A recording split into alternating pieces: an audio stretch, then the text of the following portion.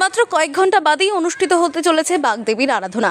বিভিন্ন শিক্ষা প্রতিষ্ঠানগুলোতে এবং বাড়িতে অনুষ্ঠিত হবে বাগদেবীর পূজা। শেষ মুহূর্তের ব্যস্ততা দেখা গেল পূর্ব বর্ধমান জেলার শহর বর্ধমানের পালপাড়াগুলিতে। প্রতিমা শিল্পীরা জানান অর্ডার ভালোই আছে। তারা আরও জানান জিনিসপত্রের দাম বেড়ে যাওয়ায় প্রতিমার দাম বেড়েছে। ক্রেতাদের চাহিদা মেনে প্রতিমায় পরিবর্তন আনা হয়েছে। অর্ডার আছে কিছু, মানে সেরকম যে খুব বেশি অর্ডার আছে সেরকম নয়, তবে কিছু অর্ডার আছে। যে পরিমাণে উন্নতি আপনারা পান না, এবার ধরুন যেটা দাম বলি আমরা সেটা পাই না। সব কাস্টমারই এসে বলছে যে দাদা এত বেশি কেন দাম। যে দেখুন সব জিনিসপত্রের দাম বাড়ছে, আমাদেরও বাড়াতে হচ্ছে। সবাই বলছে যে এত বেশি।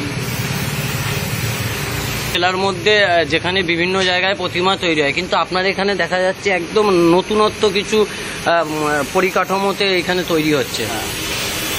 এগুলো আমরা নিজেরাই একটা আইডিয়া করে চিন্তা ভাবনা করে বানাই।